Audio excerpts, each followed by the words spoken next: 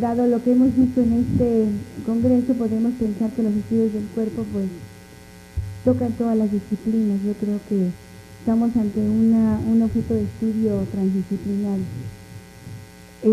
La idea de este simposio, les comento, mientras nos acabamos de acomodar, surgió el año pasado, porque a raíz de la iniciativa de la doctora Silvia Citro y de su grupo Empresario Argentina, pues se convocó a la primera reunión latinoamericana de estudios del cuerpo, que se llama de otra manera, pero que no me lo he podido aprender, Silvia, que es un poco largo. Pero en esta ocasión estuvimos reunidos y nos surgió la preocupación, porque bueno, obviamente después de algunos años de estar trabajando en la temática, pues nos han surgido necesidades metodológicas, teóricas para abordar este que es nuestro objeto de estudio. En ese sentido pensamos organizar un simposio que se llevó a cabo en la ciudad de Washington, en Estados Unidos, en el marco del Congreso de LASA, donde estuvimos los que estamos aquí, más otros que no están aquí, por razones personales, pero que estaban incluso bastante entusiasmados y apuntados para estar con nosotros, pero por razones personales no están. Y tuvimos una experiencia muy interesante en términos de intercambio, de comentarios, de ideas, de reflexiones. También pensamos que sería muy importante presentarlo en el marco de este congreso, que, bueno, desafortunadamente no tuvimos la presencia de nuestro conferencista magistral y eso, pues parece que minó un poco la asistencia de los participantes. Pero los que estamos y les agradezco mucho de nuevo su presencia. Con esta idea de buscar formas de acercarnos a lo corporal, pues hemos diseñado este simposio que tiene esas características. Como le hemos denominado, heurísticas del cuerpo, y desde diversas miradas vamos a abordarlo con la finalidad, pues también, no solo de apuntalar nuestras propias investigaciones, sino con la finalidad también de aportar a los estudiantes, porque todos nosotros tenemos estudiantes que están haciendo tesis, que están trabajando investigaciones en torno a esta temática y que realmente necesitamos de un aparato teórico, metodológico para tener acercamientos, digamos que mucho más eficaces. Entonces, vamos cada uno de nosotros a presentar lo que hemos estado haciendo. Tenemos el honor de contar con la doctora Silvia Citro, quien ella es una de las pioneras en los trabajos sobre el cuerpo. Ella es bailarina de formación, es antropóloga y tiene por ahí una serie de libros que se llaman Los cuerpos en movimiento, los cuerpos, ¿qué más es ya? Los cuerpos plurales y los cuerpos significantes. Muy original, pero es una serie, una trilogía muy importante que desafortunadamente, como ella viene viajando, no puede traer los libros, pero nos trajo algunos que volaron, Silvia. Y bueno, para nosotros es un gran gusto y un gran honor que ella esté con nosotros compartiendo su trabajo, su trayectoria. Está con nosotros también la doctora Olga Sabido, quien ella es profesora investigadora de la UAM Azcapotzalco y que una investigadora muy joven que ha trabajado ya, tiene algunas publicaciones, en particular su tesis de doctorado, que ya se hizo libro. Tiene también un proyecto de CONACYT, financiado por CONACYT, un libro que probablemente se publique pronto. Tenemos la presencia también del doctor Harold Villafara Sandoval, que viene de Cali, Colombia. Él también trabaja todas estas cuestiones del cuerpo desde hace mucho tiempo. Tiene también obra publicada, trabajo muy importante que me parece que es significativo que nosotros tengamos acceso a él. Está con nosotros el doctor Mauricio Liz, conocido por muchos de ustedes, organizador de este congreso desde el año 1, junto conmigo.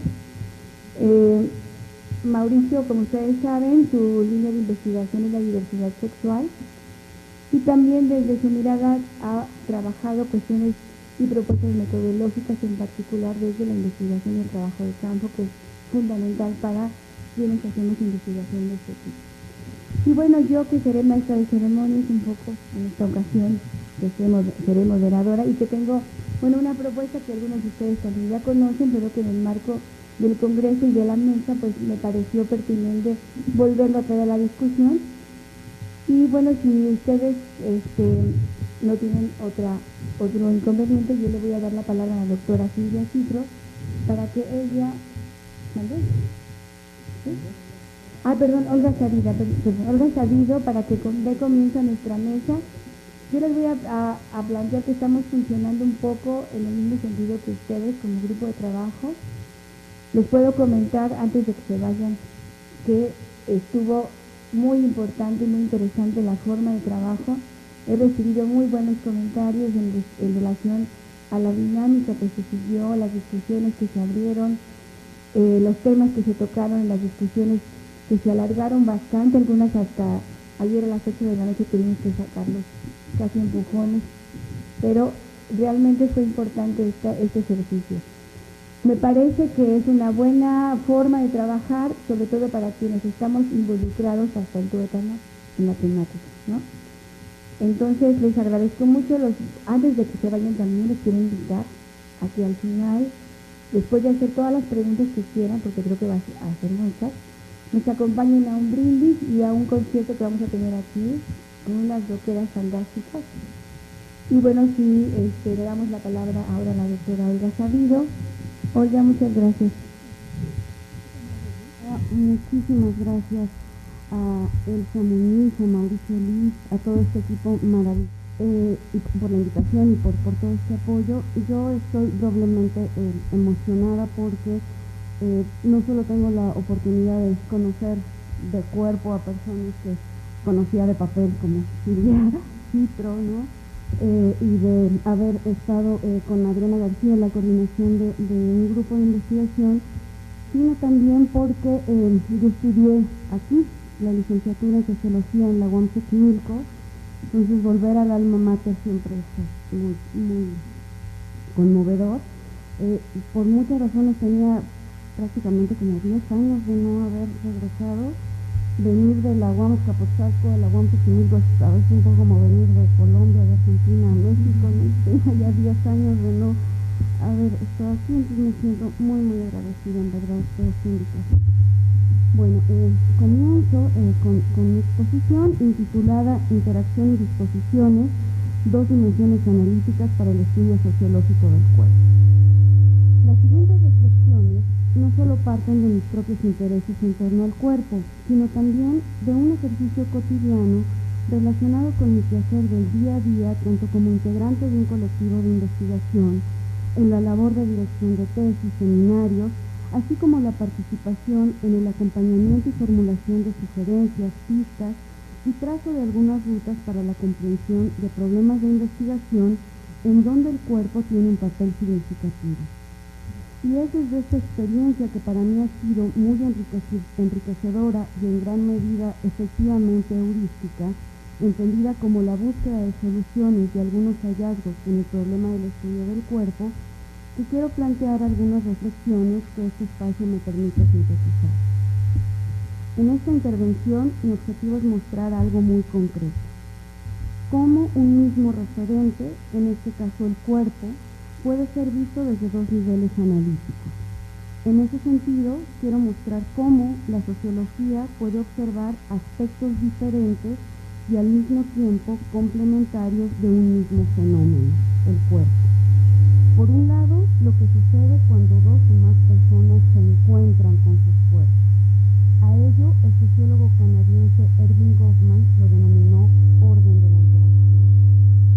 Por otro lado, cómo las personas hacen cosas con su cuerpo, se mueven, se arreglan, bailan, y cómo en ese hacer la sociedad ha dejado su huella.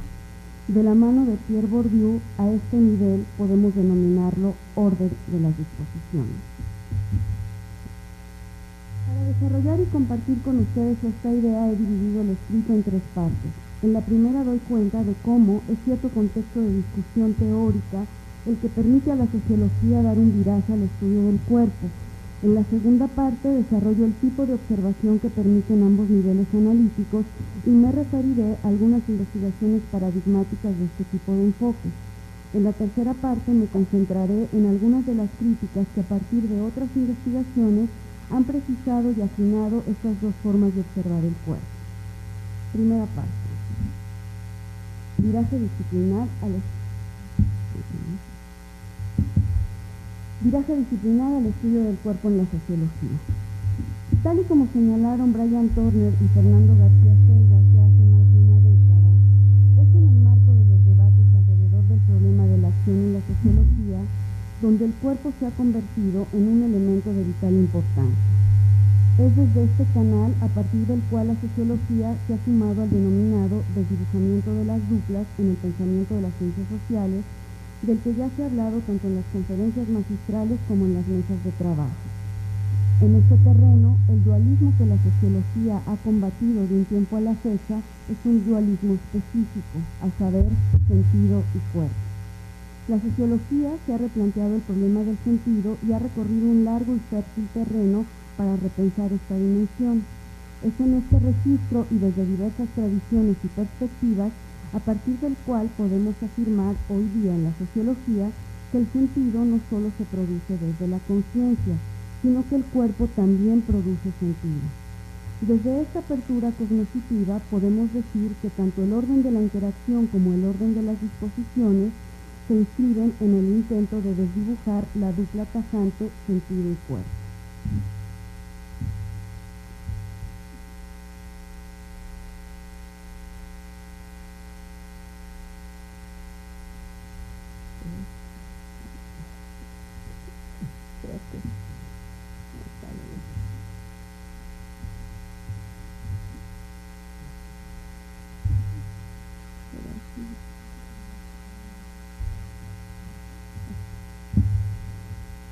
Por una parte, el orden de la interacción posibilita observar cómo en el encuentro de las personas al cuerpo se le atribuyen significados que resultan fundamentales para la construcción de marcos de sentido que orientan una acción. Ello es porque el cuerpo siempre comunica, siempre nos dice algo. Puede ser algo agradable como una sonrisa o agresivo como una mueca. Es decir, en la interacción el cuerpo y con él sus gestos, sonidos, movimientos resulta un elemento central para la interpretación del otro en las relaciones cara a cara. El otro plano de análisis, el orden de las disposiciones, nos permite ver cómo lo que las personas hacen con sus cuerpos, es decir, su acción, siempre tiene un sentido, que muchas veces no es consciente.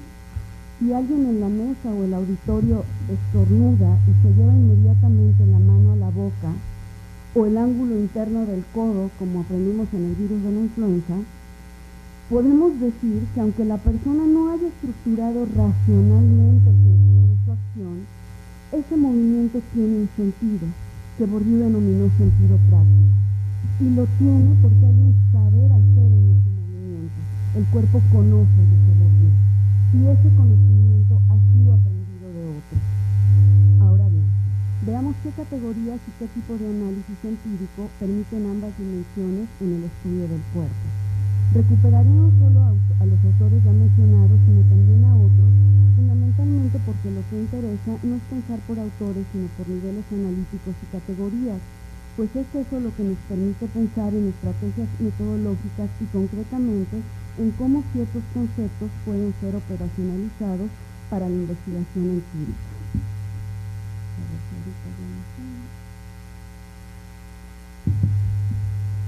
Paso entonces al orden de la interacción.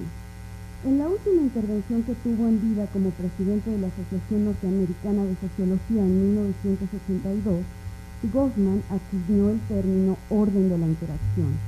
Por esto entendía, y aquí permítanme compartirles la cita, aquel que se da exclusivamente entre dos o más individuos que se hallan en presencia de sus respuestas físicas respectivas. Fin de la cita. Desde esta perspectiva se fundamenta sociológicamente cómo la presencia corporal se convierte en un vehículo más que contribuye a la generación de marcos de sentido que orientan la relación con los otros. Una de las categorías que permite dar cuenta de lo anterior está relacionada con el gesto.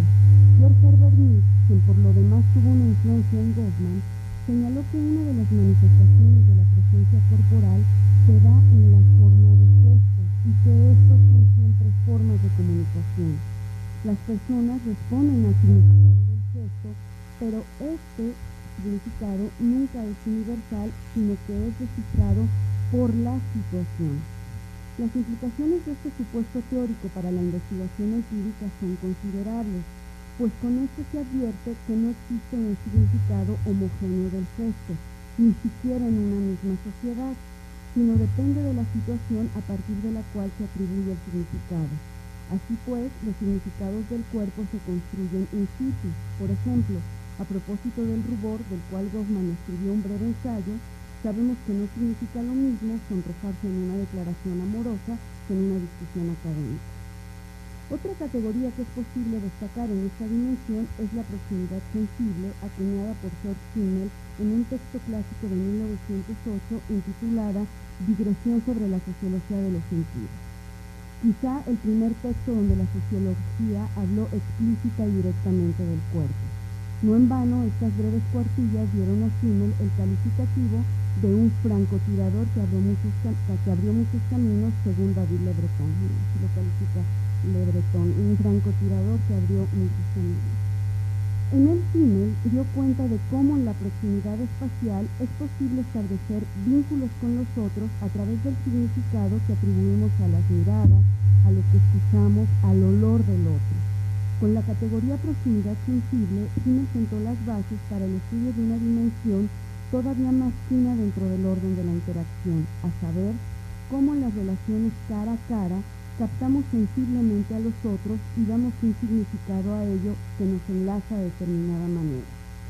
Si en el espectro de nuestra sensibilidad el aroma del otro nos resulta agradable, nos enlazamos de determinado tipo, pero si apesta, no solo afecta la relación, sino el valor y la jerarquía que le damos al otro.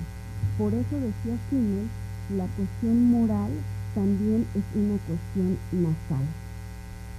Finalmente, otra categoría que funciona como herramienta al momento de investigar el cuerpo en esta dimensión es la de ritual e hiperritualización, tal y como es planteada por Goffman y resignificada por un sociólogo contemporáneo como Randall Cohen, aunque solo tengo tiempo de sintetizar algunas ideas de Goffman.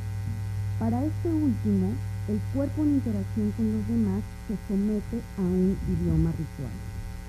Y esto es porque siempre es posible que nuestros gestos sean interpretados en otro sentido que el que nosotros queremos que sean interpretados. Por eso, dice Goffman, es que existe a partir del idioma ritual que sigue el cuerpo cierta estandarización de la conducta corporal que posibilita cómo a partir de esta se vuelvan interpretables determinadas acciones.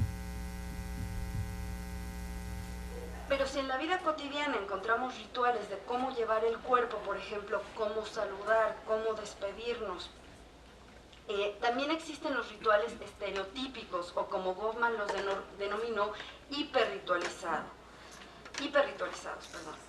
En Gender Advertisements de 1976, a partir de un análisis de imágenes publicitarias, Goffman daba cuenta de las representaciones de la feminidad en la sociedad estadounidense y cómo en las fotografías se expresaban idiomas rituales de la misma sociedad, aunque en una versión exagerada, hiperritualizada.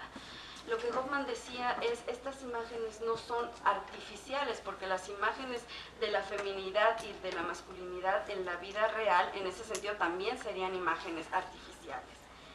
Como por ejemplo, las mujeres se muestran tocando ligeramente o con la punta del dedo los perfiles de un objeto, como pueden ser los perfumes, y cómo eso expresa un tocamiento ritualizado que comunica, en este caso, una idea de feminidad. Ahora bien, veamos cómo la sociología nos permite observar no solo cómo en el encuentro entre personas el cuerpo comunica, sino también cómo lo que se hace con el cuerpo tiene un sentido práctico. El orden de las disposiciones. Como hemos dicho, este nivel recupera el término disposición de la definición que Bourdieu hace del hábitus, entendido como, lo cito, sistema de disposiciones duraderas y transferibles. Las disposiciones, nos dice el sociólogo francés, son aquellas inclinaciones, inercias y tendencias a percibir, pensar y actuar de cierta manera disposiciones que se imprimen y se llevan en el cuerpo, por eso son duraderas y transferibles, las llevamos a todas partes. Así, en el orden de las disposiciones, el cuerpo es un referente fundamental, pues las inclinaciones, inercias y tendencias a hacer las cosas de cierto modo y no de otro llegan a esto, el cual, el cuerpo, funciona como un recordatorio. Hay que señalar que Bourdieu utiliza en muchas ocasiones la palabra recordatorio como una de las atribuciones del cuerpo, pues es el cuerpo el que nos recuerda, por ejemplo, cómo portarnos de forma femenina o masculina, según hemos aprendido de forma casi imperceptible en nuestra sociedad. Si tenemos en cuenta las poses de feminidad según Goffman a las que nos referíamos previamente, podemos ver las diferencias que existen entre observar al cuerpo desde el orden de la interacción o bien desde el orden de las disposiciones.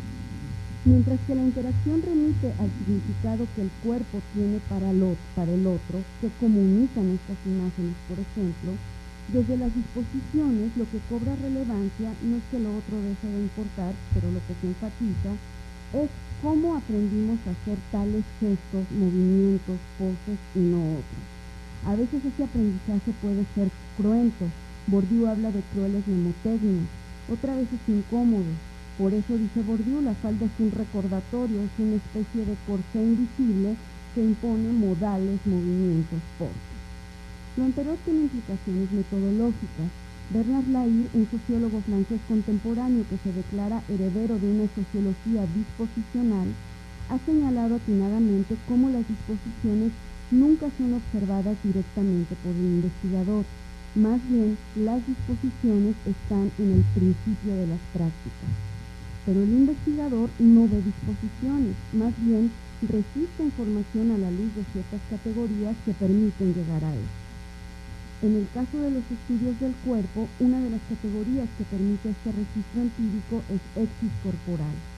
Por ella, Bourdieu entiende tanto la conformación propiamente física del cuerpo e inclusive la indumentaria, como la manera de moverlo, el porte e inclusive el acento de la voz y la pronunciación. Igualmente, la exis corporal es un signum social, es decir, es una marca y es el objeto primero en la percepción de los cuerpos. Otro de los autores que dejará una huella fundamental en Bourdieu es Marcel Mauss, pues desde su conferencia de 1934 intitulada Técnicas y movimientos corporales, el sobrino de Durkheim dio cuenta de cómo hacer las cosas de una manera y no de otra con el cuerpo supone que éste ha estado expuesto a moldeamientos sociales específicos desde la cuna. Por eso Bourdieu va a decir disposición es exposición también en el mundo. No me voy a detener en ello, dado que en un momento más escucharemos a Silvia Citro en su exposición. Solamente quiero señalar cómo las recuperaciones de esta categoría son visibles no solo en la definición de hábitos de Bourdieu, sino en el clásico estudio del baile de los solteros de Verne que realiza en 1962.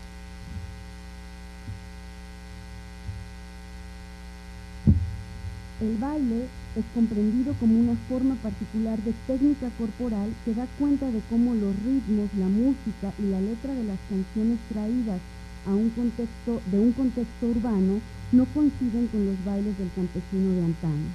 De modo que la técnica corporal para bailar que siguen los campesinos no se ajusta de forma legítima a las categorías de percepción y apreciación de las jóvenes casaderas relacionadas con el contexto urbano.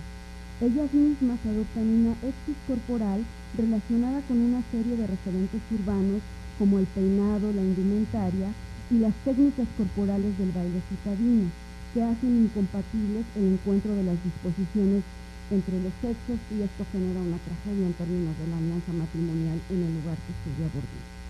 Escritos como este o la etnografía de un gimnasio de boxeo que hace Lloyd Wacant en un barrio negro de Chicago son solo una muestra de las investigaciones más representativas de este tipo de enfoques. Así, por ejemplo, Wacant ve cómo el boxeo es todo un conjunto de técnicas corporales en el sentido de Mauss y a la vez obra de una razón práctica que se va grabando en la cotidianidad del entrenamiento y se convierte en categorías de percepción, apreciación y acción en el pugilismo. Paso al cierre de esta presentación. Y aquí estarían los dos niveles. los dos niveles con sus respectivas categorías, una síntesis de algunas de estas, y entonces paso al cierre. Críticas y fortalecimientos de ambos niveles. Ambos tipos de enfoque han permitido desplegar diversos análisis en la sociología. Sin embargo, también se han puesto sobre la mesa de debate ciertos señalamientos y críticas.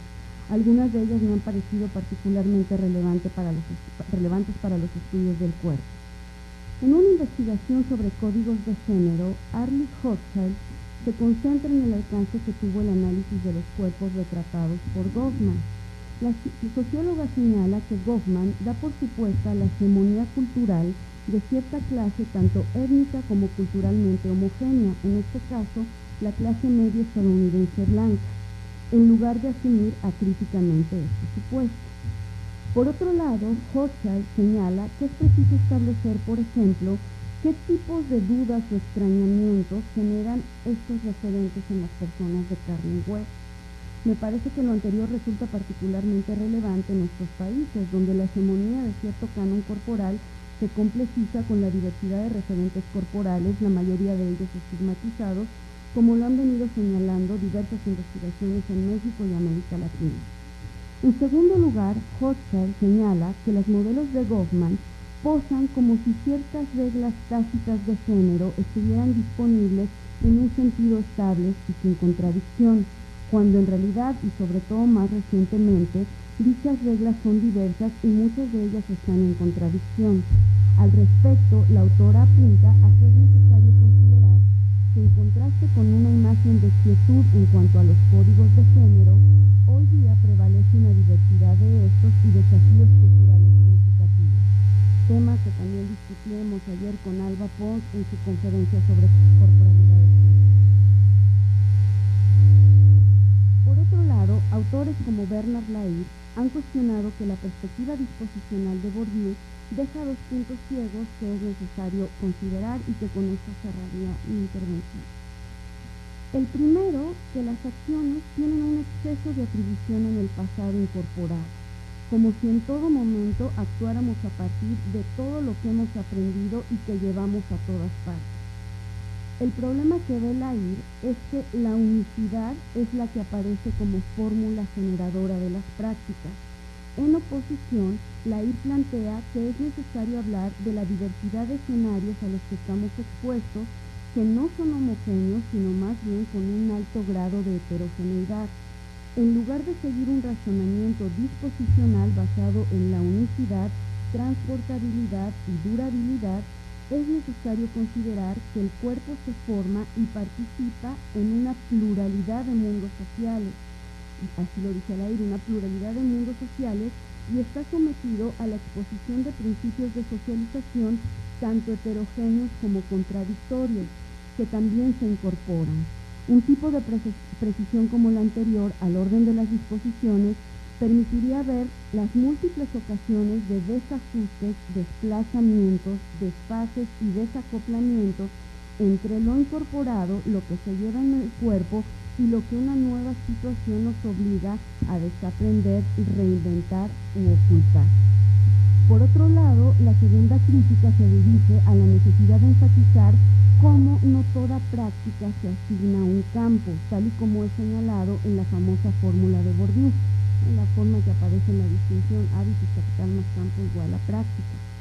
Para Lahire, la teoría de los campos no permite indagar en cómo los sistemas de disposiciones no son solo específicos de los campos, sino también se constituyen al margen de estos. Creo que los estudios sobre el cuerpo nos plantean este reto, ya que en efecto muchas de las prácticas corporales, categoría en la que ha insistido Elsa Muñiz, se desarrollan al margen de los campos. Las prácticas sexuales, las prácticas del vestir, las prácticas del caminar, de las que nos hablaba Miguel Ángel Aguilar el día de ayer, nos invitan a pensar en la resignificación de autores, los límites de ciertos encuadres y por ello la necesidad de complementariedad entre los mismos. Considero que al menos en la sociología la interacción y las disposiciones pueden tanto distinguirse como enriquecerse mutuamente y considerar estas críticas que contribuyen a su fortalecimiento. Gracias.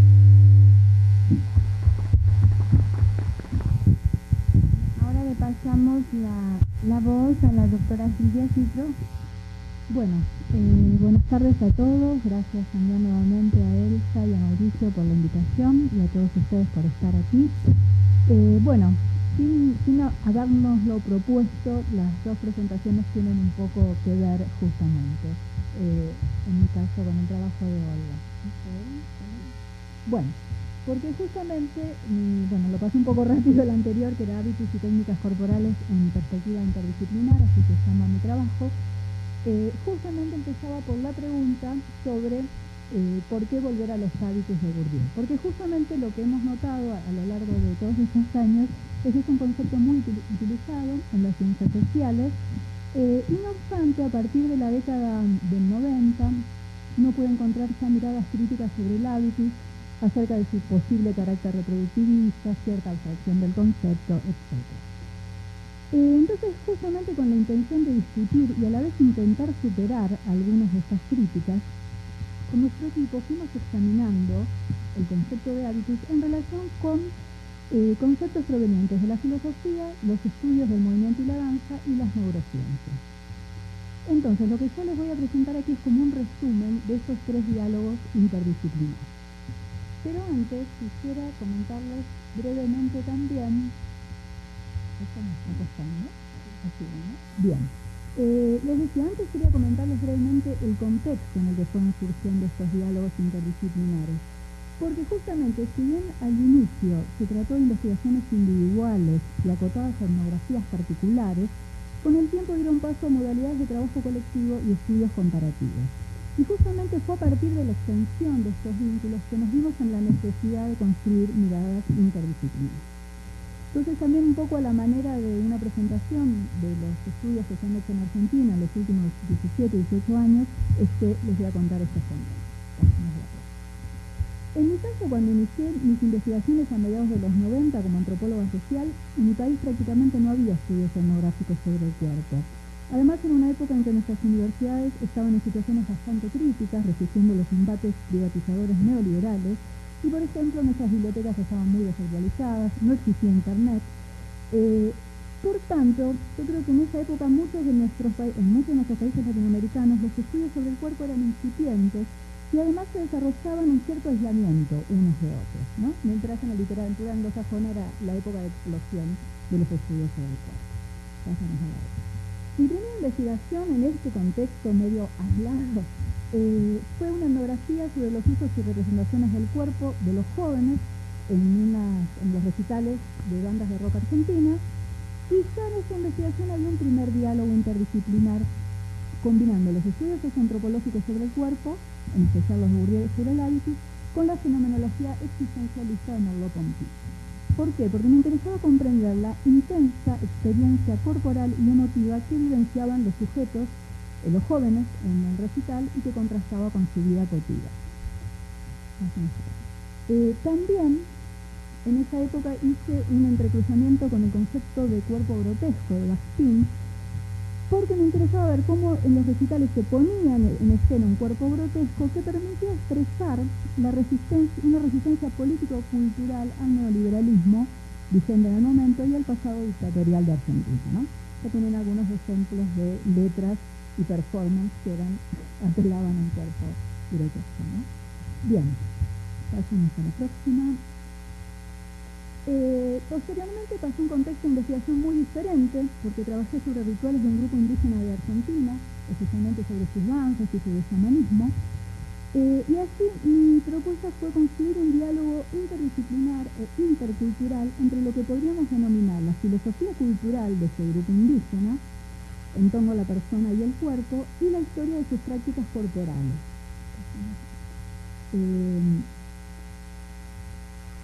Y también los aportes de filosofías occidentales no dualistas, especialmente Nietzsche, el psicoanálisis y la fenomenología. Justamente el resultado de este diálogo, bastante heterodoxo, fue una reflexión, por un lado, sobre las similitudes y diferencias en nuestras experiencias corporales, y por otro, el intento de crear una perspectiva teórico-metodológica dialéctica que confrontara los aportes de la fenomenología y los conceptualismos. Entonces, el primer diálogo que voy a presentar aquí es fruto de esta primera etapa y tiene que ver con vincular el concepto de hábitus de Bourdieu con el de prereflexividad de Merleau-Ponty. Brevemente, entonces, pasamos al segundo contexto, que ya es de mediados de la década del 2000, donde ya los trabajos sobre investigación sobre el cuerpo habían crecido mucho en Latinoamérica, y también nos dio la posibilidad de conectarnos. Y justamente acá yo quería resaltar que en la época en que aquí comienza a organizarse el Congreso del Cuerpo Descifrado, en el caso de Argentina empezamos a organizar simposios de antropología del cuerpo en nuestros congresos nacionales, ¿no? Y a partir de allí, bueno, empezamos a trabajar en red con diferentes universidades. Fruto de estos primeros intercambios es el libro Cuerpos Plurales, que ahí les presento, que comentó Elsa muy amablemente, que reúne, digamos, etnografías hechas en Argentina, con traducciones de algunos textos al inglés que para nosotros fueron bastante pioneros, y una reseña del campo. Con el tiempo estas interacciones fueron creciendo positivamente. Bueno, ahí menciono que nosotros veníamos trabajando en reuniones de antropología del Mercosur, y también la Asociación Latinoamericana de Sociología venía organizando grupos de estudios sobre el cuerpo desde el 2007, y en 2012, junto con Elsa, Mauricio, Sandra Pedraza, Luba, ya comentó Elsa, bueno, pudimos organizar este encuentro latinoamericano. Y de hecho, bueno, también armamos una red que, de paso, los invito a que si quieren sumarse a la red para poder difundir sus trabajos y que podamos estar un poco más conectados los investigadores sobre el tema en Latinoamérica. Y si todo sale bien, para el 2015 se va a hacer el segundo encuentro en Colombia. Bien. Dentro de este contexto, con nuestro equipo empezamos a hacer una investigación sobre los procesos de difusión y enseñanza de danzas y técnicas de movimiento provenientes de tradiciones orientales, afro y amerindias que se enseñaban en las ciudades de Buenos Aires y Rosario.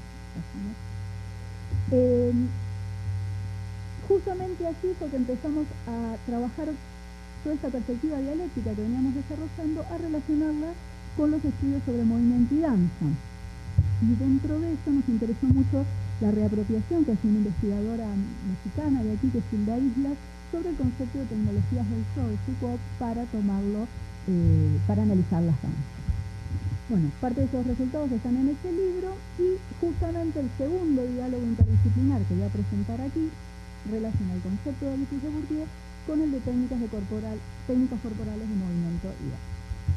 Y finalmente pasamos al tercer contexto, que corresponde a nuestras investigaciones actuales, y en este contexto, creo yo, de crecientes intercambios, de mayor interdisciplinariedad, al empezar nosotros a trabajar análisis comparativos de estas diferentes técnicas de movimiento, una de las preguntas que surgió era si podían o no transformar los hábitus que se proponían transformar, muchas de estas técnicas, y cómo esos cambios se materializaban en los cuerpos. Y fue esta pregunta la que nos llevó a un tercer diálogo disciplinar, que es el que voy a presentar, que es entre el concepto de hábitus y el de disposiciones adquiridas de Damasco, ¿no? Aquí ya empezamos a dialogar con las neurociencias, y es un poco el momento actual, una de las cosas que estamos investigando en el equipo. Bien. Dado que ya habló de Bourdieu, hoy vamos a pasar, digamos, muy rápido la parte de Bourdieu. Ya se habló de, bueno, cómo son historias inscritas en los cuerpos, efectivas, estructuradas y estructurantes. Y lo que me interesa destacar a mí es que una de las paradojas que nos plantea el hábitus es que, si bien las condiciones o estructuras histórico-sociales no determinan, dice Bourdieu, mecánicamente las prácticas, y por eso se entiende definir una forma final, sí las gobiernan, constriñen y limitan, dando como resultado una libertad que es controlada, condicionada y condicional, dice Bourdieu. Así, aunque la determinación del pasado no implica reproducción mecánica de sus condiciones iniciales, pues el hábito permite desplegar variadas estrategias en cada juego social, según Bourdieu, y es el límite, es la palabra que él utiliza, de las formas posibles de cualquier práctica actual. En consecuencia, parecería que solo si las condiciones iniciales de existencia varían, podría variar el hábito. Como algunos autores han señalado, el intento de superar las posturas objetivistas y subjetivistas a través de la noción de hábitus posee ciertas similitudes con el concepto de prereflexividad o preobjetividad de Merleau-Ponty, quien también intentó trascender las explicaciones intelectualistas y conductistas del cuerpo. No obstante, en textos fundacionales como el sentido práctico, estos vínculos no son explícitamente citados por Bourdieu. Nosotros encontramos que solo en una de sus últimas obras, Meditaciones Pascalianas, Bourdieu menciona muy brevemente esta convergencia con Merleau-Ponty, en tanto ambos le reconocen a la corporalidad un papel activo y cognoscente en las prácticas, de un peculiar modo que no podría reducirse ni al de una conciencia conocedora en relación a la exterioridad del mundo. Pero, más allá de este fugaz reconocimiento, Bourdieu critica la fenomenología por considerarla antihistórica. Si bien acordamos que efectivamente Merleau-Ponty no propone una metodología de abordaje del papel de la historia y sus estructuras sociales en el ser en el mundo, consideramos que sería injusto sostener que por eso su propuesta es antihistórica.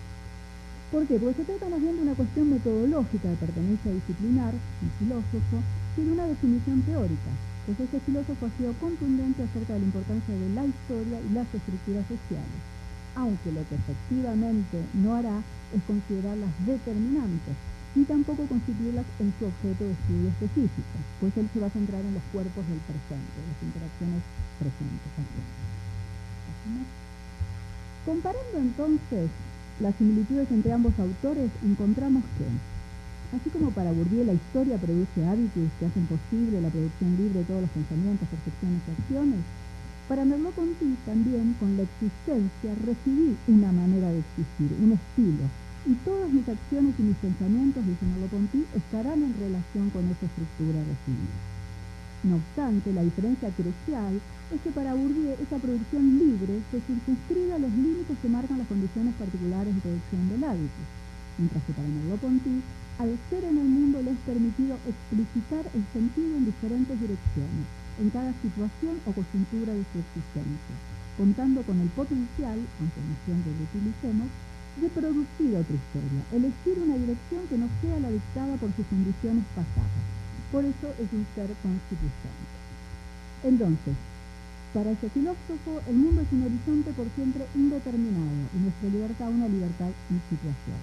En cambio, para Bourdieu, el hábitus parecería circunscribir ese potencial transformador y constituyente de los sujetos a los límites impuestos por sus condiciones iniciales de existencia. Por eso la idea de una libertad controlada. Y esto tiene que ver con diferentes nociones de la temporalidad, pero bueno, lo vamos a dejar aquí. Bien, pasamos a la otra.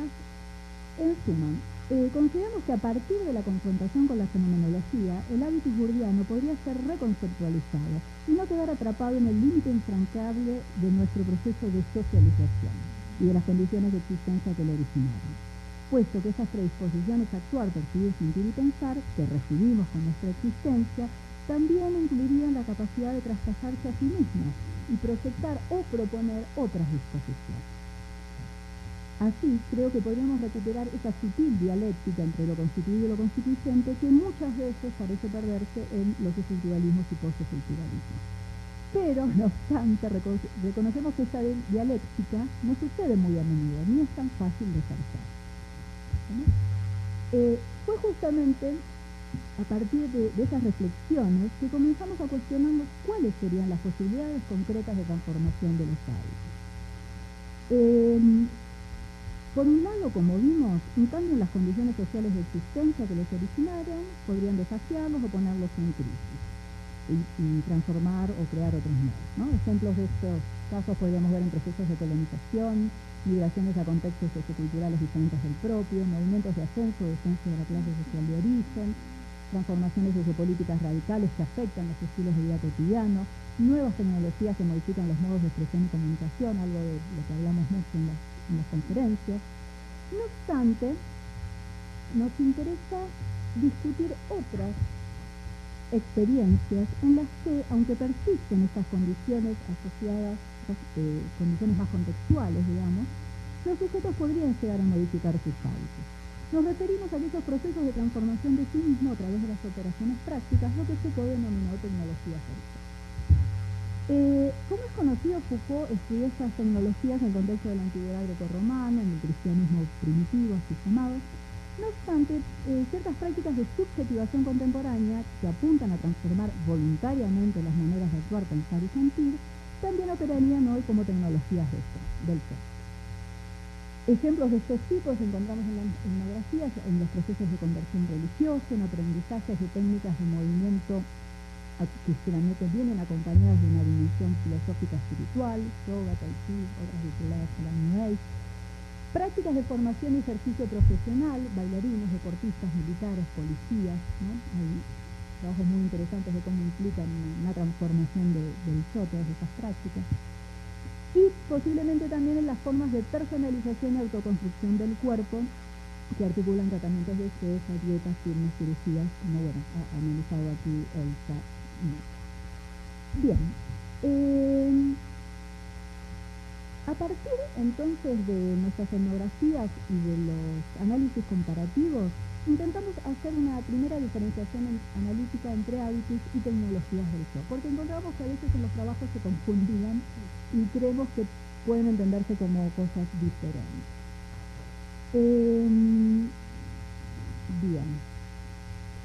Aquí encontramos que los hábitos se incorporan a través de la mimesis e imitación en las interacciones de la vida cotidiana, según nuestros posicionamientos en el espacio social, ya sean de clase o género, como demostró Bourdieu, pero también de edad, ascripción étnico-racial o nacional, como muchos estudios más recientes muestran. Se trataría de un proceso fundamentalmente preconsciente, en tanto no requiere necesariamente de una decisión y voluntad consciente del sujeto, aunque sí puede llegar a ser objetivado y concientizado, incluso convertirse en una tecnología. Las tecnologías, en cambio, si bien también recurren a la mimesis preconsciente, requieren además de una incorporación o aprendizaje consciente de conocimientos objetivados, es decir, requieren también de la voluntad del sujeto. Además, el aprendizaje suele darse en ámbitos institucionales especializados. Por eso, si bien en términos de Foucault son principalmente modos de autogobierno, no podemos olvidar que se articulan con tecnologías del poder institucionalizado. Y también con el tiempo, una tecnología puede llegar a convertirse en una más general. Asimismo, a partir de los estudios etnográficos y comparativos, empezamos a definir una serie de condiciones prácticas que favorecerían que una tecnología del yo que se propone transformadora logre efectivamente transformar los hábitos. Cuento un poco que todo esto viene de que estudiábamos prácticas que se proponían a sí mismas como transformadoras, pero la pregunta era, bueno, ¿realmente transforman o no los hábitos? ¿No? Ahora vamos a ver algunos ejemplos. Entonces llegamos a establecer, después de mucho tiempo, algunas condiciones prácticas que creemos que favorecerían estos cambios. La primera sería que la tecnología se desarrolle como un proceso fundamentalmente práctico que apela a lo que Crossley denomina técnicas corporales reflexivas, es decir, técnicas cuyo propósito principal es realizar un trabajo sobre el cuerpo, para modificarlo, mantenerlo o tematizarlo de alguna forma. La segunda, cuando ese trabajo sobre el cuerpo se articula con un trabajo sobre las propias emociones y sentimientos, así como sobre las construcciones de sentidos y valores a ellos asociados. Pues cuando veamos lo de las neurociencias vamos a ver por qué es importante esta articulación de cuerpo, emoción, sentimiento. El tercer punto, cuando son prácticas que se reiteran con cierta continuidad durante un lapso prolongado de tiempo, es decir, cuando son performance, diríamos, performativas, ¿no? En el sentido butyleriano. Y finalmente, cuando se despliegan en un contexto institucional cuya organización micropolítica favorece la eficacia de las transformaciones que así se ven. Vamos a ver algunos ejemplos. Como yo les decía, las etnografías hechas con nuestro equipo se caracterizaban por abordar tecnologías que explícitamente plantean una transformación. Estudiamos casos de procesos de conversión religiosa, en mi caso el pentecostalismo indígena, otros investigadores del equipo de devotos de Saibaba, prácticas de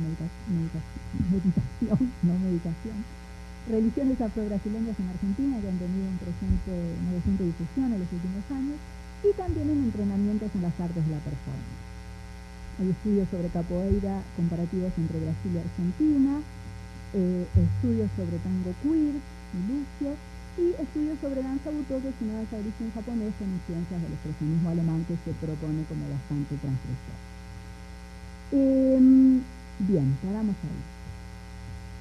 Entre los participantes de estas prácticas suele considerarse que las experiencias corporales que así se despliegan, asociadas ya sea a la libertad creativa, a la propia expresión o al encuentro con uno mismo, estoy hablando de las artes performativas, o a ciertos valores intrahegemónicos, son capaces de promover transformaciones subjetivas. Sin embargo, comprobamos que la reproducción, legitimación o transformación de los hábitos no depende solamente del grado de reproducción, invención o ruptura de la experiencia corporal emocional que se evidencia en estas performances y del modo en que estas legitiman o confrontan explícitamente sentidos y valores hegemónicos, sino que también es fundamental la micropolítica de los contextos institucionales en que se despliegan estas prácticas. Y aquí, dentro de esta idea de micropolítica que estamos construyendo, incluimos los modos de organización espacial y temporal de la actividad, así como la forma en que se componen los grupos. Es decir, se evidencian relaciones, para dar algunos ejemplos, ¿no?, jerárquicas, igualitarias en intercambio reciprocitario, formas individuales o colectivas de acción y reflexión, modos miméticos de exploración o de creación, así como las formas en que se consiguen y distribuyen los recursos materiales y capitales simbólicos puestos en esfuerzo. Asimismo, comprobamos que la posición identitaria previa de los sujetos puede promover o frenar estos procesos transformativos. Por ejemplo, una posición identitaria socialmente desventajosa para el sujeto, como puede ser la pertenencia a clases subalternas, situaciones de discriminación étnica o racial, le impulsará más decididamente una transformación de ciertos hábitos asociados a esa posición, o a intentar legitimar hábitos considerados contrahegemónicos. Ese fue, por ejemplo, el ejemplo que encontramos en el caso del tango queer. Por el contrario, aquellos que poseen una posición identitaria cómoda o no conflictiva solo transformarán algunas cosas de su estilo de vida, pero no los hábitos asociados a esa posición que se desea mantener. Vamos a ver algunos ejemplos. Las etnografías, volvemos a la anterior.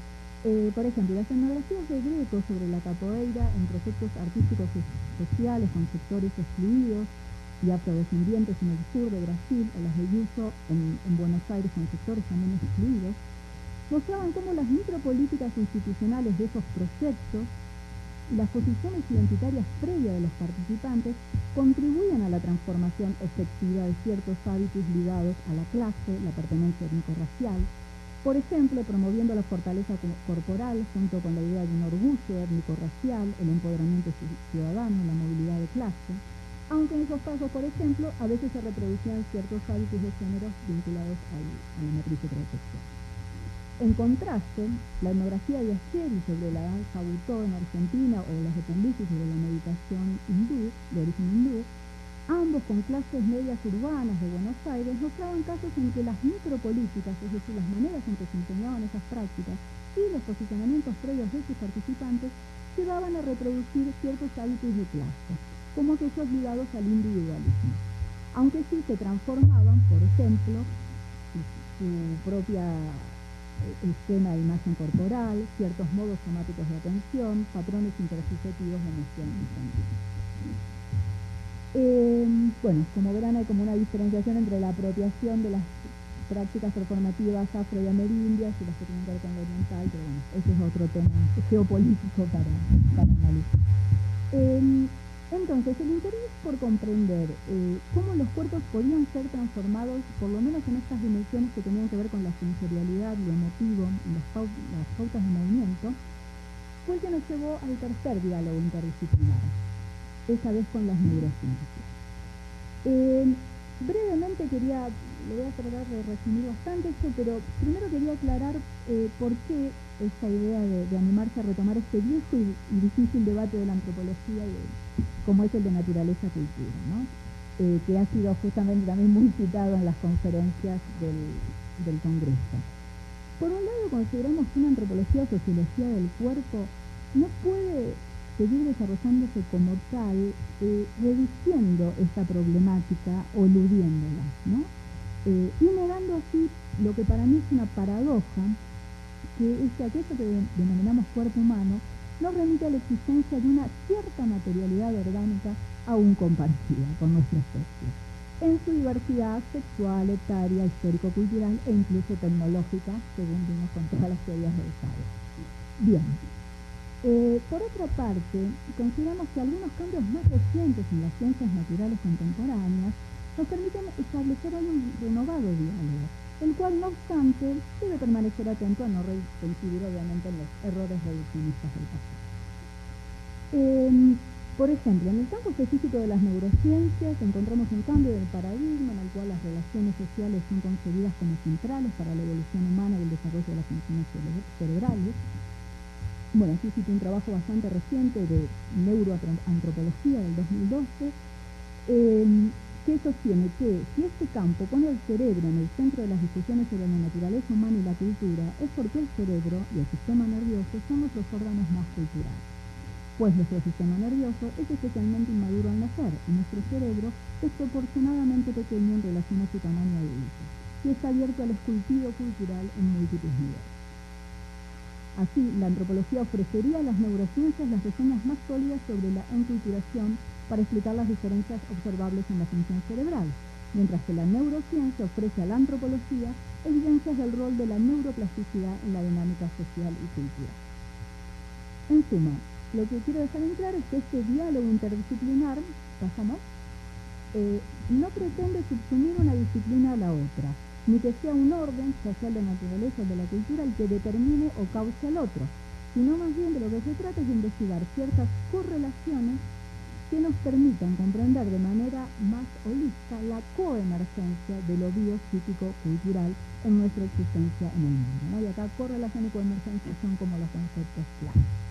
Bien, entonces brevemente, y ya para terminar, de intentar transmitir algo de estas ideas de Damasio.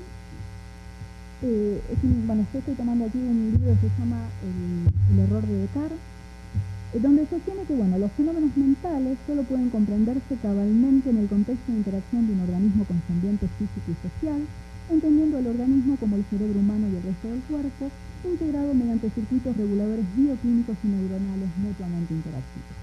Así, en lo que el autor metafóricamente denomina el edificio neuronal de la razón, cooperan desde las cortezas prefrontales al hipotálamo y el tallo cerebral, y estos últimos niveles que regulan el procesamiento de emociones y sentimientos, junto con las funciones corporales necesarias para la supervivencia, a su vez mantienen relaciones directas y mutuas con prácticamente todos los órganos corporales.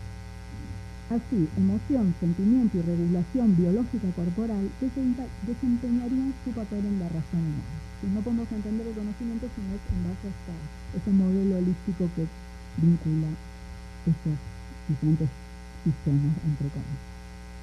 Por eso, dice Damasio, contrariamente a la opinión científica tradicional, los sentimientos son tan cognitivos como otras percepciones, porque operarían como marcadores somáticos y sus hipótesis en el proceso de razonamiento. Para Damasio, tanto nuestros conocimientos innatos como los adquiridos por la experiencia están incorporados en lo que denomina justamente representaciones disposicionales o disposiciones. Los conocimientos innatos, es decir, los órdenes de regulación biológica que se precisan para controlar los procesos de supervivencia, se basan en representaciones disposicionales del hipotálamo, el tallo cerebral y el sistema límbico, pero no suelen convertirse en imágenes mentales. En cambio, el conocimiento adquirido se basa en las representaciones disposicionales de las cortezas de orden superior y en muchos núcleos de materia gris a nivel de la corteza. Y algunas de estas representaciones contienen registros para el conocimiento en imágenes sensoriales que podemos rememorar y que se utiliza para el movimiento, la razón, la planificación y la creatividad. Así, estas disposiciones que se adquieren mediante el aprendizaje y por eso podemos decir que constituyen una memoria. Pero lo que tienen almacenado en su pequeña comunidad de sinapsis no es una imagen per se, sino un modo de reconstituir una imagen sensorial. Aquí cuando habla de imagen sensorial se refiere a todos los sentidos, no al visual solamente. ¿Cómo se reconstituye? A partir de una activación sincrónica y transitoria de modelos de disparo neural. Es decir, la activación produce una representación organizada topográficamente, ordena pautas neurales. Por tanto, las representaciones disposicionales podríamos decir que existen en estado potencial, están sujetas a activación. Quizá para terminar, lo que me interesa destacar de este planteo es que la adquisición de nuevo conocimiento se consigue mediante la modificación continua de dichas representaciones disposicionales. Es decir, a medida que nos desarrollamos desde la infancia a la edad adulta, El diseño de las circuiterías cerebrales que representan a nuestro cuerpo en evolución y su interacción con el mundo parece depender de las actividades a las que el organismo se dedica y de la acción de circuiterías bioreguladoras innatas en cuanto estas últimas reaccionan a esas actividades concretas en el mundo. Es decir, los circuitos no solo son receptivos a los resultados de las primeras experiencias, sino que son repetidamente dúctiles y modificables por las experiencias continuadas y reiteradas. Es decir, no se modifican tampoco por un solo acto, sino por acciones continuadas y reiteradas. Por eso, si bien algunos circuitos son remodelados una y otra vez a lo largo de toda la vida, según los cambios que el organismo experimenta, otros permanecen básicamente estables y forman la base de las nociones que hemos constituido sobre el mundo y sobre nosotros mismos. En síntesis, considero que la explicación neurobiológica de Damasio acerca de cómo estas representaciones disposicionales adquiridas podría correlacionarse con la explicación socioantropológica que brindó Bourdieu sobre el hábito, y a la vez nos permitirían destacar sus posibilidades de transformación, cosa que vimos con Merleau-Ponty. Pero se trata de una transformación que surge en aprendizajes que involucran prácticas reiteradas y continuas, según intentamos ver en los ejemplos de las tecnologías corporales. En suma, a través de estos tres diálogos que aquí tuve que resumir bastante, lo que intentamos es ir construyendo una mirada interdisciplinar que nos permita vincular perspectivas socioculturales, filosóficas y neurobiológicas para profundizar en nuestra comprensión de la experiencia corporal en el mundo. Y un gracias en los diferentes idiomas de los autores que fueron citados y las endografías, justamente un mismo sentido con diferentes lenguas. Bueno, muchas gracias. La palabra a Harold Biafara, que él nos va a presentar su ponencia y él parte de la educación. Gracias.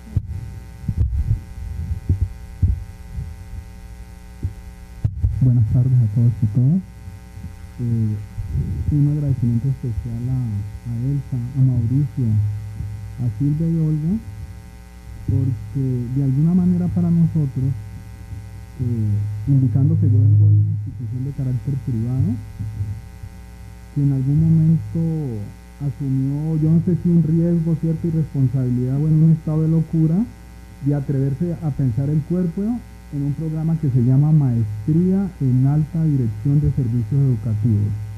Y esa aclaración es necesaria, no como excusa, sino como punto de partida.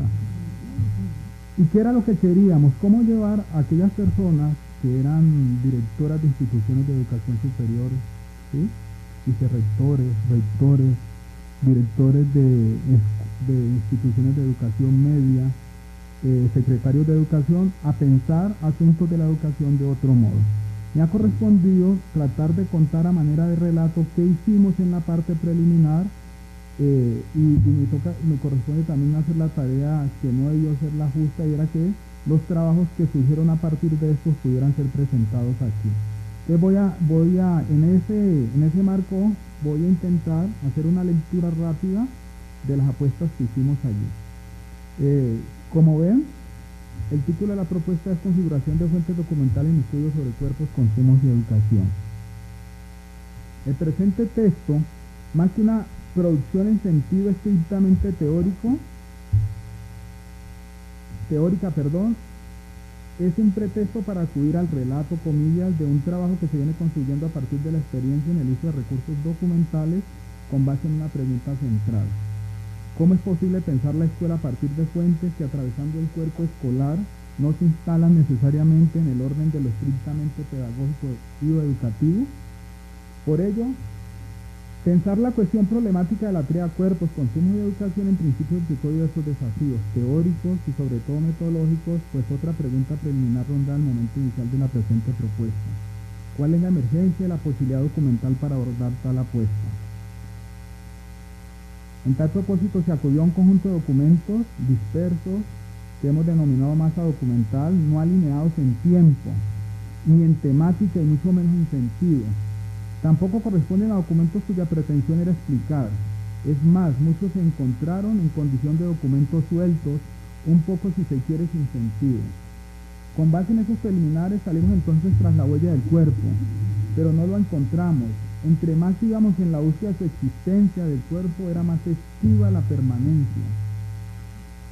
A partir de ello se empezó a construir un rasgo particular de lo que se quería. Esta realidad nos mostraba una especie de alerta o pálpito, si se quiere, algo así como si el cuerpo en los inicios del pasado siglo colombiano, 1900, extrañamente estuviera encubierto por la multiplicidad de ofertas que iban entre el vermífugo, entretejidas con ferrovín que bajo la modalidad de un tónico servía para vigorizar el sistema.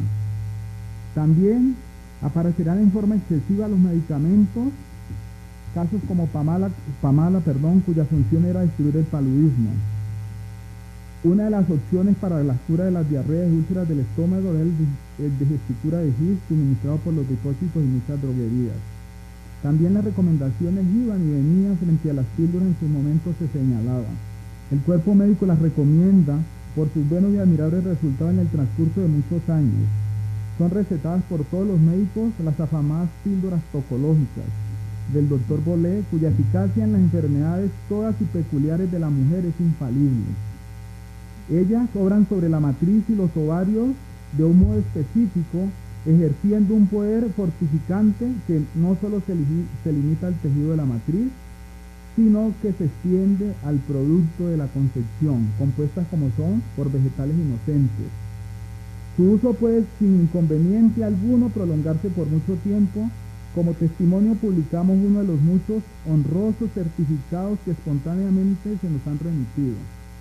Y dice lo siguiente: Carlos Arbelo, doctor en Medicina y Cirugía de la Universidad de Caracas, antiguo rector y catedrático jubilado en la misma, socio del Colegio Real de Cirujanos de Londres, del Instituto de África de París, del Ateneo Científico y literario de Madrid, certifico que por el uso que he hecho en mi larga práctica y por el informe de otros profesores, puedo asegurar que las píldoras tocológicas del Dr. Bolé son un remedio eficaz en muchas enfermedades de la matriz y sus anexos.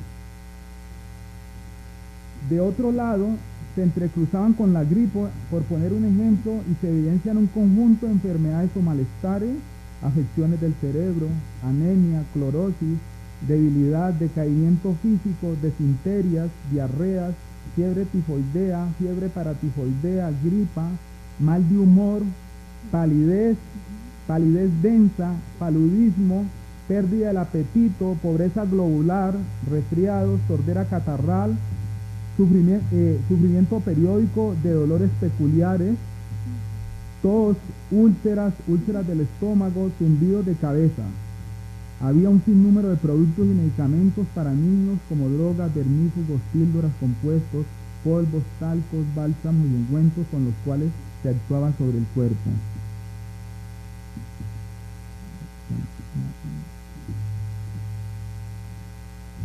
Llama la atención, a partir de una amplia consulta de una particular forma de ofrecer productos referidos a la salud, el estudio regional realizado en Antioquia pareciera dar cuenta de cierta permanencia. Un recorrido por la prensa de finales del siglo XIX muestra que los objetos más promocionados fueron los medicamentos y todos los productos relacionados con la salud. La citada página del Espectador da testimonio de ello, en tanto casi todos los mensajes ofrecen este tipo de productos. Estudios médicos sobre los padecimientos propios de la región antioqueña. Antioquia es una región de Colombia. A finales del siglo XIX mencionan enfermedades infecciosas comunes en las tierras tropicales. Con ello, una especie de fascinación, comillas, sobre la oferta y el uso de los medicamentos ponía en evidencia la emergencia de una práctica, la certificación de uso. Y quisiera llamar la atención sobre las diferentes prácticas que venimos viendo a partir de los documentos consultados, con la cual se investía de autoridad y de cierto poder la fuerza curadora del medicamento. La certificación de uso en los anuncios publicitarios durante mucho tiempo estuvo presente, como se puede señalar en el siguiente ejemplo. El infrascrito médico cirujano certifica que ha empleado en el Hospital de San Juan de Dios y en su práctica privada de esta ciudad por muchos años la mixtura antianémica y antipalúdica del doctor Rafael Campuzano y ha obtenido siempre los mejores resultados. Este primer documento, anuncio publicitario, nos permitió rastrear inicialmente en un ámbito de dispersión una serie de aspectos desde los cuales se podían problematizar asuntos de la escuela, el tiempo que produce el cuerpo de la escuela. Y cuando hago referencia a un tiempo que produce el uso de medicamentos, me refiero a lo siguiente: el tiempo que se genera en la escuela para ingerir los medicamentos y para descansar los medicamentos de forma tal que hiciera efecto su uso. No era posible consumir un medicamento y seguir inmediatamente en la acción de formación. La escuela partió su tiempo de la enseñanza para ese entonces para que los niños que en forma masiva consumían algunos medicamentos se desplazaran a ciertos lugares y pudieran establecer cuerpos descansados de tal manera que el medicamento hiciera efecto. Los consumos en la vida escolar igualmente se vieron afectados aquí.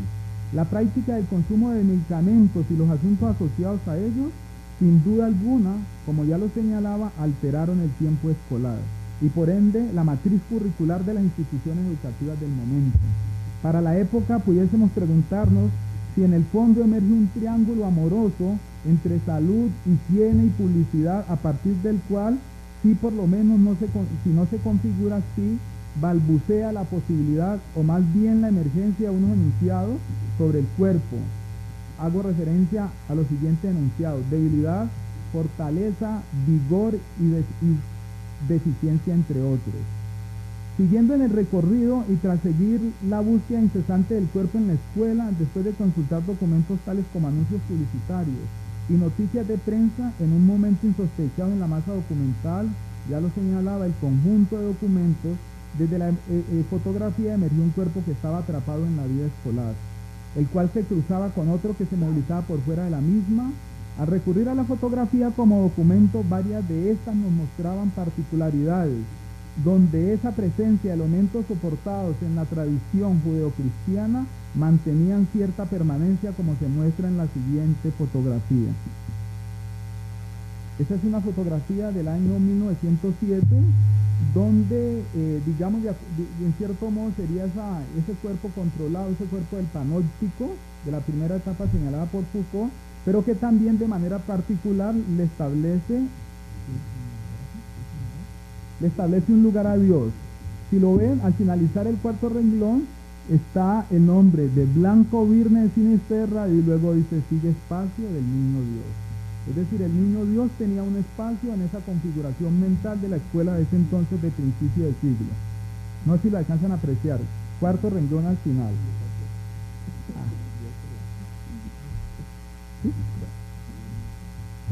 Como aquí se puede apreciar, de la misma manera que tenía un lugar cada una de las estudiantes, un espacio, como bien lo muestra el listado, estaba asignado y era reconocido para el niño Dios. También en esa escuela hacía presencia un cuerpo que era castigado de diversas formas, las cuales en última daban cuenta de práctica, segunda práctica, supresión de lista. A propósito, veamos el siguiente relato: que el alumno Zúñiga cometió una grave falta del 25, cursa consistente en haber reunido con otro alumno del colegio en una de las calles públicas de la ciudad, que por falta se le impuso la pena de encierro en uno de los calabozos del colegio desde las 4 de la tarde hasta las 7 de la noche, que el citado alumno, violando el encierro, se escapó del calabozo. Estoy hablando de una resolución de 1908, Colegio Público Santa Librada de Cali. El rector del Colegio de Santa Librada, previo dictamen del Consejo Directivo y considerando que el alumno Guillermo Manzano arrancó una de las barras de hierro de las ventanas del edificio del colegio que dan a la calle para sustraerse a un arresto que se había impuesto, que esta falta sobre sí significa una burla a disposiciones superiores, revela en quien la cometió tendencias a contrariar la disciplina del colegio, y ese ejemplo pernicioso debe inmediato y enérgico correctivo. Que acaso por no haberse dado carácter público a la pena impuesta, al castigo no correspondería a la gravedad de ella, lo que sería de funestas consecuencias para la marcha regular del establecimiento. Suprímase de la lista de alumnos del establecimiento al señor Guillermo Manzano y dese sin demora el aviso respectivo a su padre, a quien se le comunicará esta resolución, la cual debe publicarse hoy mismo en comunidad de alumnos, con la advertencia de que en un nuevo caso de esta naturaleza motivará la expulsión solemne que será comunicada al gobierno del departamento y a los establecimientos públicos de enseñanza secundaria y profesional del país. Cabe anotar cómo en este caso la sanción de la escuela era extendida a otros ámbitos de movilidad del estudiante, establecimientos públicos de enseñanza secundaria y profesional del país, manteniendo una especie de pena que ya no era prolongada con excesivo rigor en el cuerpo anatómico, sino en la identidad del sujeto. Con ello lo que quiero es dejar en suspenso una primera idea para pensar posteriormente el cuerpo de la biopolítica, es decir, aquel cuyos efectos, reacciones y consecuencias ya no están dadas necesariamente sobre el cuerpo dado, sino en las prolongaciones o extensiones del mismo. Ahora, por fuera de la escuela donde aprendía el alumno Zúñiga y Guillermo Manzano, habían otros adolescentes en franca disputa, exhibiendo ciertos cuerpos en sus propias andanzas, pues en los años 20 colombianos, aunque el café ya era el principal producto de exportación del país, los vendedores ambulantes eran una novedad en las calles de Bogotá. El jovencito descalzo y casi harapiento, el chino del café, era un vendedor insistente al que no se resistían ni los más cachacos, que tenían en la bebida una salida al tedio de los días sin sol de la capital. El relato habla de centenares de niños vendedores que corrían en el centro de la ciudad con el café. Ese cuerpo del chino del café, por fuera de la escuela, rápidamente va a ser pretexto de las prácticas de beneficencia. Ellas están asociadas a un régimen discursivo que, así como las instala en prácticas específicas, también es trasladado a la escuela como propuesta curricular. Los documentos que para la presente reflexión constituyen actos legislativos, es decir, las leyes dan cuenta de ello. La ley 12, del 25 de septiembre de 1926 sobre enseñanza de la higiene y saneamiento de los puertos, óigase eso, sobre la ley, sobre enseñanza de la higiene y saneamiento de los puertos marítimos, fluviales y terrestres de las principales ciudades de la República, indica en su artículo: el Poder Ejecutivo organizará la enseñanza gradual de la higiene individual, pública y social en todos los establecimientos de educación primaria, normalista y secundaria de la República. Consecuente con lo anterior se señala, el Ministerio de Instrucción y Salubridad Pública, de acuerdo con la Dirección Nacional de Higiene, formará y publicará los programas detallados y los horarios, así como instrucciones especiales para los maestros de enseñanza, teniendo en cuenta las condiciones y necesidades peculiares del país. La asistencia pública genera también una institucionalidad, comillas, correctiva. Es el caso del Instituto Tutelar, creado por la Ley 79 de 1926. Igualmente, el Instituto Tutelar tendrá como fin amparar a los menores hasta que se hallen en posibilidad de conducirse solos y de ganarse la vida honradamente. Ahora, la conducta del menor se corregirá entonces en el ámbito de un esquema carcelario, comillas, y el de una escuela de trabajo, comillas. A esta última irán conducidos, abro comillas, los menores que hayan sido sindicados o hayan sido objeto de un fallo judicial o de policía. En la escuela de trabajo habrá un pabellón especial para los menores simplemente sindicados. Queda terminantemente prohibida la conducción pública del menor y el llevarlo a los establecimientos ordinarios de la policía, diría tal normatividad. Allí el cuerpo de las mujeres era separado del cuerpo de los hombres, realidad que se legitima a través del artículo donde se autoriza la separación de ellos.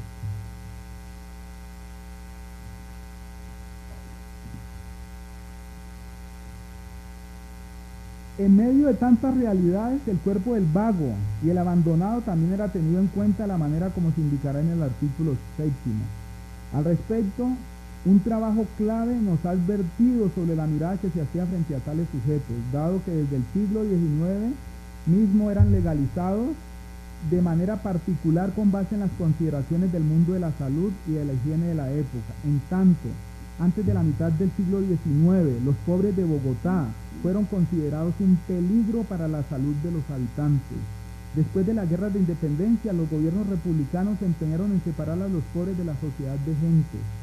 Para ello procedieron a encerrarlos o a desterrarlos, La reclusión de los pobres es una estrategia institucionalizada por el derecho con el fin de reducir a los vagabundos incurables y enfermos que, de acuerdo con el criterio de autoridades, constituían una amenaza para la propiedad, la tranquilidad y la salud de los vecinos.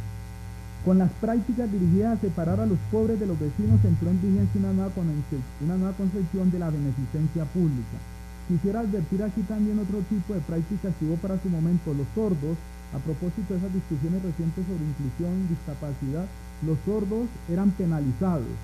Y eran penalizados porque cuando eran interpelados no tenían capacidad de respuesta, entonces se entendía como desacato a la autoridad pública. Tras un largo proceso de persecución de la gente sin haberes, empleo, domicilio y salud, los gobiernos decimonónicos institucionalizaron el encierro para garantizar el bien público del particular de los habitantes. En el siglo XIX colombiano y con posterioridad al mismo, hay un cruce interesante entre las prácticas de la piedad, el discurso de la misericordia, las prácticas de la mendicidad y la asistencia pública. Esa especie de entrecruzamiento entramado, o a la manera de, como lo señalaría Alberto Martínez Boone, ese centelleo como un cruce de acciones, de fuerzas, que allí se produce, no se desliga de los designios configurados a partir de la salud y soportados en una postura del higienismo, atrapados de la consideración de poblaciones. Y hago hacia la alusión a la consideración de poblaciones que Foucault va a trabajar en seguridad, territorio y población, ¿sí? Que es la que va a permitir que ya después ese cuerpo sea controlado a partir de una herramienta que me parece fundamental, que es la estadística. Ya no es el cuerpo individual, sino que cuando nos asumimos como población, ¿sí? Somos los colombianos, somos los argentinos y somos los mexicanos, no es un individuo en particular, que es otra extensión de la dinámica un poco para pensar asuntos de la biopolítica. Retomo, de poblaciones en el sentido Foucaultiano a enfermos, leprosos, pobres, vagabundos, peregrinos, mendigos y forasteros, entre otros. Pasadas las guerras de independencia, quienes resultaron desplazados de las actividades productivas pasaron a engrosar las filas de los pobres de la ciudad. Siguiendo un continuum, el encierro como forma de garantía correctiva mantenía su permanente uso. Ahora, las regulaciones sobre ciertos consumos del cuerpo eran formalmente establecidas. Ellos se conseguía, por ejemplo, a través de la Ley 88 de 1928, por la cual se adiciona y complementa otra ley anterior y fue denominada la lucha antialcohólica. Literalmente uno de sus artículos señalaba lo siguiente: no se permitirá el expendio de licores o de bebidas alcohólicas o fermentadas los domingos y demás días de fiesta civil y eclesiástica, los de elecciones populares y los jueves y viernes santos. En esta prohibición queda incluso el consumo en esta prohibición queda incluido el consumo en lugares de expendio en los días mencionados. La Ley 88 del 20 de noviembre de 1923 sobre lucha antialcohólica igualmente anticipaba regulaciones sobre consumo del cuerpo. Tampoco se permitirá el expendio y consumo de tales bebidas en teatros, cinematógrafos, bailes populares, circos de variedades y en general en toda clase de espectáculos públicos.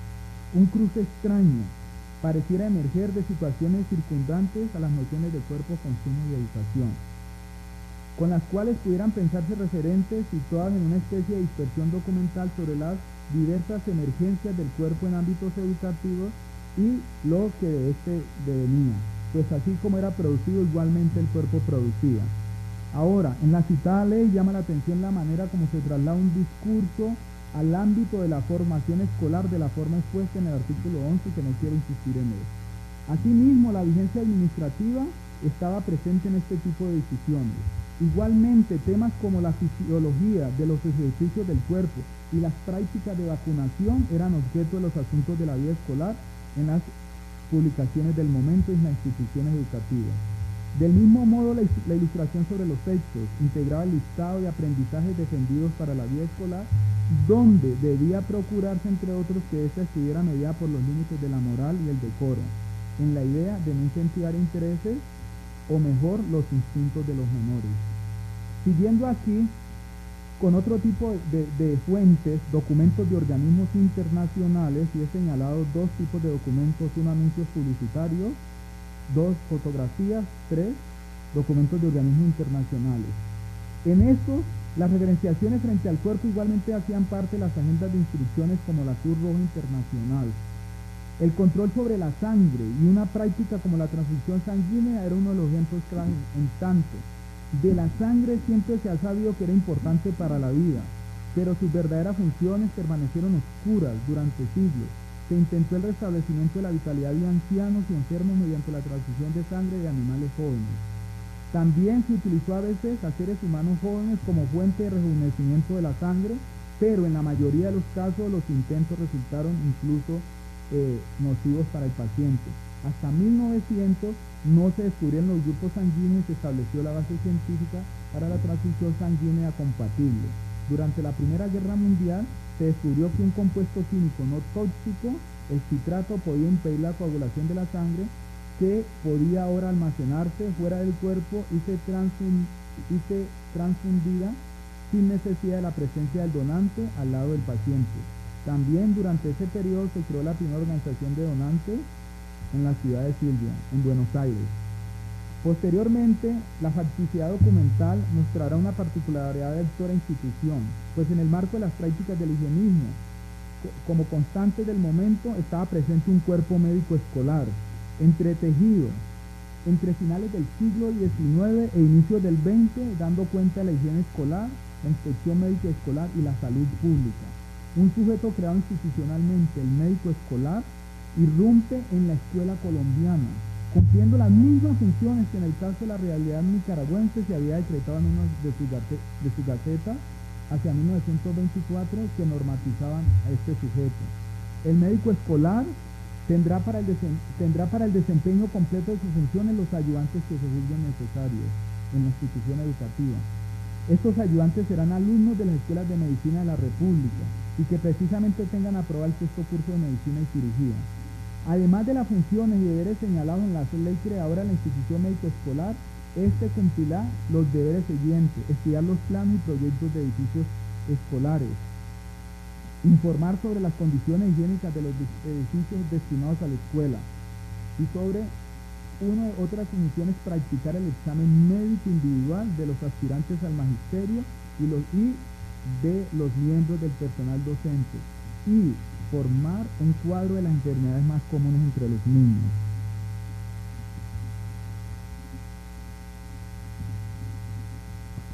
Asimismo, como se instaura la figura del médico escolar en la institución educativa colombiana, se fortalecen las prácticas de consumos válidos, alimentarias y de modelación del cuerpo, una especie de pedagogía postural, donde el eslogan de cuerpo sano y mente sana era la condición necesaria de permanencia en la escuela.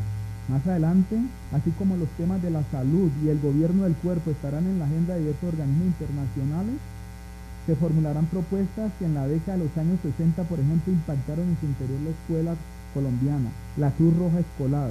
Desde la figura, los estudiantes con mayores desarrollos académicos, se decía para su momento los más aplicados, o tal vez los más dóciles, emulando al médico, portaban una camisa blanca, cuya compra debían asumir a los padres del alumno, y en el pecho se les colocaba una cruz de color rojo. En el caso de las mujeres, además del uniforme blanco, se les dotaba de un gorro similar al que usan las enfermeras y también portaban la cruz roja. Estas y estos estudiantes debían preocuparse por los malestares, desmayos, dolores varios, enfermedades, accidentes u otros asuntos que le sucedían a las compañeras y compañeros de toda la institución educativa durante la jornada escolar. Un llamado de atención para dejar en latencia podría señalar lo siguiente: ¿será que la escuela empieza a ocuparse para el momento en otras actividades que no necesariamente eran propias de la enseñanza o de lo pedagógico? De otro lado, la consulta en documentos de organismos internacionales como la Organización Panamericana de la Salud, OPS, y de la Organización Mundial de la Salud, OMS, por ejemplo, da cuenta de aspectos y géneros. Con la ida del viaje a la Luna, se desarrolla todo un proceso de racionalización, higienización y permanencia de los alimentos para garantizar su buen estado en el Apolo 11. Ello trae consigo en adelante la configuración de una serie de disposiciones o prescripciones sobre alimentos y la portabilidad, fundamentos construidos de referentes de la guerra. Era necesario poder portar en el Apolo alimentos que le garantizaran a los astronautas la permanencia y que no tuviesen procesos de descomposición. y era necesario portar en objetos pequeños diferentes asuntos que para ellos era pertinente. Y sobre alimento y la portabilidad, fundamentos conocidos desde referentes de la guerra. De los mismos, se trataba, como señala Carlos Alberto Molina, de usar elementos portátiles reducidos de tamaño, es decir, miniaturizados que garanticen lo que en su interior se incluye. Muchos de los elementos aquí señalados están soportados en dos documentos claves de la POC: anuncios publicitarios y clasificados, ubicados en registros de prensa y revistas. Hay un anuncio publicitario que me llama mucho la atención, es que cuando se da, digamos, este fenómeno que estoy señalando a propósito de la luna, yo no sé cómo se llame en México, en Argentina, ese porta que llevan los niños a la escuela, en Colombia se llama la lonchera. Hay toda una gama de publicidades y están asociadas a todos los discursos que han venido de lo que estoy señalando. Entonces ahí aparecen unos elementos claves que estamos rastreando, porque la idea de portabilidad después se va a trasladar no solamente, digamos, a otros espacios que tengan que ver con la vida escolar, sino con la vida cotidiana de los ciudadanos. Recuerden también que ya estos OMS y OPS e incluso organismos internacionales como la UNICEF desarrollaron muchas formulaciones prescriptivas, especialmente para el tercer mundo, sobre la gordura, la obesidad, la anorexia, la bulimia, por exponer algunos casos. Si uno se va a los archivos de la OMS, toda la fundamentación de las enfermedades, incluidas las que ellos llaman las enfermedades raras, serían como ese artificio discursivo que nos va a permitir entender algunos asuntos de ese periodo que para el caso colombiano, que supongo que es más o menos una constante en América Latina, fue la higienización de la escuela, ¿sí? Que es un discurso que tiene muchas fuerzas que entran allí y que crean una manera de acoger la escuela. Un poco esa idea de la norma de las filas en la escuela, si uno rastrea documentos históricos, está muy asociada a una postura higiénica, que si bien es cierto, daba la posibilidad de movilizarse en la escuela, también incluía una condición de arte de armar el cuerpo, es decir, una condición postural. Esta suerte de circunstancias narradas nos pueden conducir al lugar de las reconsideraciones en la idea de profundizar alrededor del siguiente dilema: si ese cuerpo del adolescente que parecía tan controlado en la escuela ha generado sus sorpresas, ¿cómo pensar esos otros cuerpos? Para ello haré el siguiente salto. Si acudimos de otro modo a la fotografía como documento, ¿de qué manera podríamos valorar la apuesta corporal de esta modelo colombiana que en un silencio solitario y llena de muchos deseos retó el reinado de belleza con su apuesta?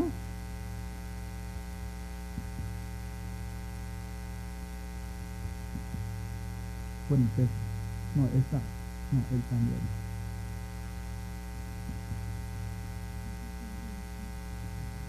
¿Me le da cambio? O de otro modo, ¿cómo mirar el impacto de la tecnología en lo que en el argot popular colombiano actual en ciertos ámbitos se denominan cuerpos con enriquecimiento ilícito, es decir, operados, teniendo como antecedente este anuncio publicitario? Ahora, ¿cuál fue la emergencia o lo que cambió entre la oferta del siguiente anuncio publicitario y las modelaciones recientes del cuerpo que invaden hasta los hábitos de la gente y la esencia de su vida cotidiana?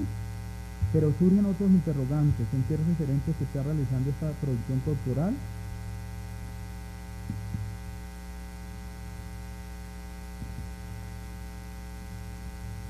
Pues con un conjunto de elementos se ponen de presentes diversas movilidades, fricciones, configuraciones o, por qué no, alertas, cuando nos atrevemos tal vez a pensar un tema que en primera instancia puede parecer tan cercano a nosotros, pero que igualmente comporta tantos matices y transformaciones, las cuales en cierto momento se nos alejan. Hago alusión al tema del cuerpo.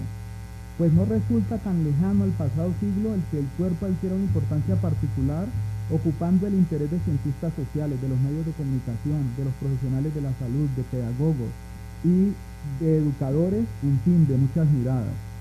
Hablamos de un cuerpo que se referencia en forma permanente en fotografías o revistas, un cuerpo que bajo las dinámicas del consumo es argumentado de diversos modos.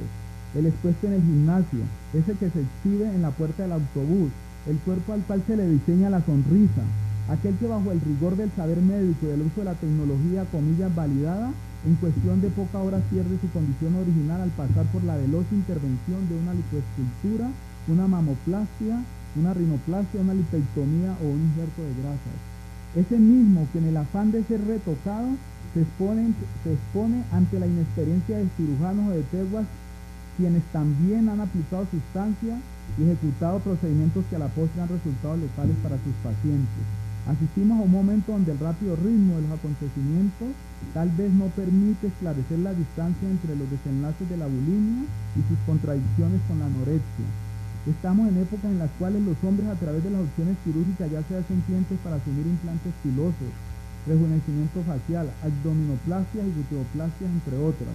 Un cuerpo bisexual, un cuerpo que entra al software del computador para ir luego rumbo al quirófano, un cuerpo transgénero que opta por reasignación genital, un cuerpo que ya no se resiste a las exigencias y acomodaciones de las instituciones educativas y que al interior de esta produce movilidades y confronta incluso sus diversas estrategias pedagógicas, desde las cuales ya no se controla con tanta certeza. Un cuerpo que la arquitectura escolar pareciera atrapar, pero que ya le es estrecha e incómoda, dado sus múltiples y diversas expresiones, sumadas a las distintas prácticas de consumo.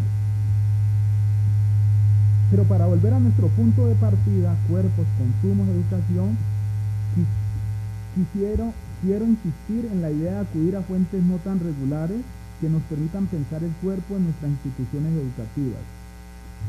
Nosotros en un primer momento, siempre cuando se nos insistió, digamos, en una entrada general sobre el cuerpo, se nos ofreció el manual escolar y el manual de convivencia, ¿sí?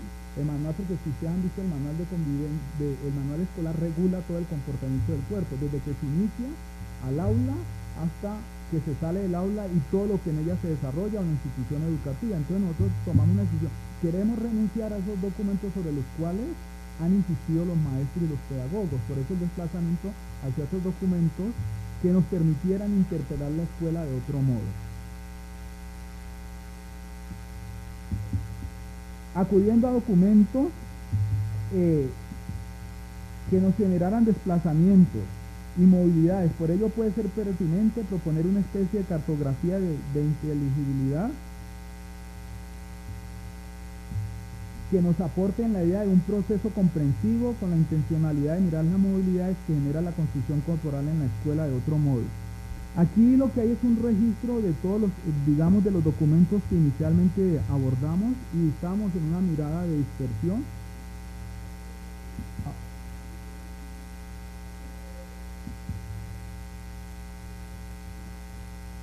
Interesa en este caso rastrear las emergencias que salen alrededor al valorar cierto tipo de documentos. Este es uno de los grandes retos, pues estaríamos en la idea de rastrear emergencias o condiciones de posibilidad en el eje cuerpo, consumo, educación, que nos permitan pensar la escuela sin necesariamente acudir a preguntarle a la pedagogía, a la evaluación, al currículo o a la educación misma en general.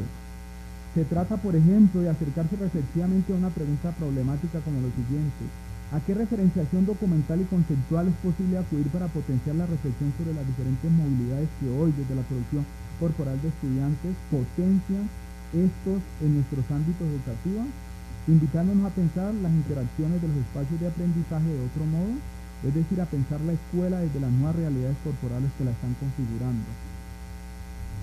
Cuando hablamos de este esquema, lo que inicialmente proponíamos es que tratáramos de mirar ese cuerpo del control, a ese cuerpo de la biopolítica, y tratáramos de enfrentar esas categorías desde práctica, por eso se la ven a la izquierda y a la derecha, desde algunos enunciados señalamos dos básicos, el de la higiene escolar, desde discursos, y tratamos de mirar si en esa interfase de esos dos tipos de cuerpos, sin decir que hay un tránsito del uno al otro, ¿sí? Porque ahí lo que puede dar es una serie de entrelazamiento, hay como una especie de zona de candela, que habría que mirar desde el punto de vista teórico, desde el punto de vista de las prácticas, en la idea de ver cuál es el proceso de emergencia que a partir de esas prácticas corporales en la institución educativa la han dinamizado. Quiero señalar con un ejemplo, en una encuesta que hicimos con estos directores de instituciones educativas, se les preguntaba sobre qué tiempo dedicaban a administrar las instituciones educativas, y en el caso de coordinadores y rectores de educación media, el 70% de docentes de 5 ciudades de Colombia estaban dedicadas a asuntos que tienen que ver con la administración del cuerpo, más que con la enseñanza misma. Mil gracias.